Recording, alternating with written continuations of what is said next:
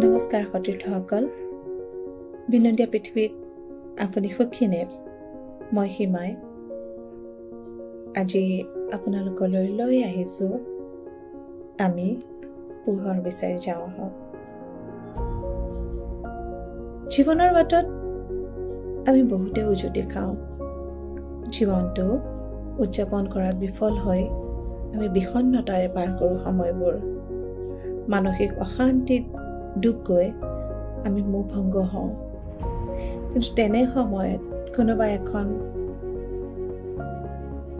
গ্ৰন্থ, পথ প্ৰদৰ্শক গ্ৰন্থ নতুবা প্ৰেৰণাদাতাৰ উক্তিও কিন্তু আমাৰ জীৱন সলনি কৰিব পাৰে, জীৱনৰ মানসিকতা সলনি কৰিব পাৰে, সিঁচিব পাৰে আপোনাৰ মোৰ সকলোৰে জীৱনৰ মাদকতা। মাথো আপুনি কিছু কথা দকৈ উপলব্ধি কৰিব পাৰিব লাগে। পাহাৰহীন ভাৱনাত ডুবি থকাতকৈ জীৱনটো নতুন ধৰণে সজাব লাগে। কেতিয়াবা যদি আমি আধ্যাত্মিকতাৰে জীৱনটো বিচাৰ কৰোঁ, তেতিয়াও আমি তাতে কিন্তু পৰম সন্তুষ্টি ল'ব।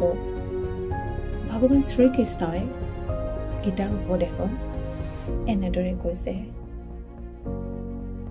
কোনো এজন মানুহে যদি আমি খুব ফূৰ্তিত থকা যেন দেখুৱাওঁ বা অনুভৱ কৰোঁ, তেওঁ কিন্তু ভিতৰি বহু অকলশৰীয়া।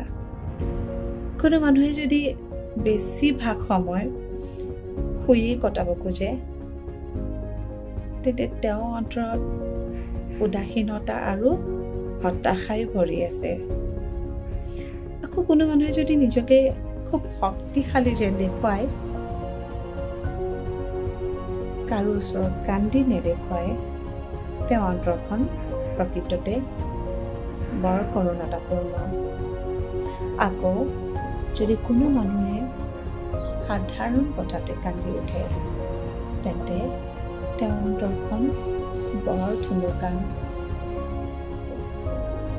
আৰু কোনো ব্যক্তিয়ে যদি প্ৰতিটো কথাতে নিৰাশাত ভোগে, তেন্তে তেওঁৰ জীৱনত বৰ অকলশৰীয়া।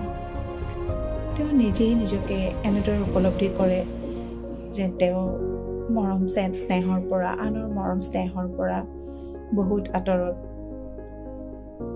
প্ৰকৃততে জীৱনটোৱে কাৰোৰে বাবে অপেক্ষা নকৰে। সেয়েহে আমি জীয়াই থকা দিনকেইটা প্ৰতিজনে প্ৰতিজনৰ হৈ জীয়াই থাকিব লাগে। এজন ব্যক্তিয়ে আন এজন ব্যক্তিৰ হিতৰ কথা চিন্তা কৰি সকলোৰে মিলা প্ৰীতিৰে আমি পোহৰ বিচাৰি যাব লাগে। ইজনে আনজনক হাতত হাত ধৰি আগবঢ়াই লৈ যাব লাগে। বিনন্দীয়া পৃথিৱীত আপুনি সুখী নে? আমি পোহৰ বিচাৰি যাওঁ। আজি ইমানেই আছিলে। আকৌ আহিম পোহৰ বিচাৰি যাওঁ দ্বিতীয় খণ্ডলৈ। তাতে মই সম্পৰ্কৰ কথা ক'ম, সম্বন্ধৰ কথা ক'ম, সম্বন্ধ কেনেকুৱা হ'ব লাগে তাৰে বিষয়ে অকণমান আলোচনা কৰিম।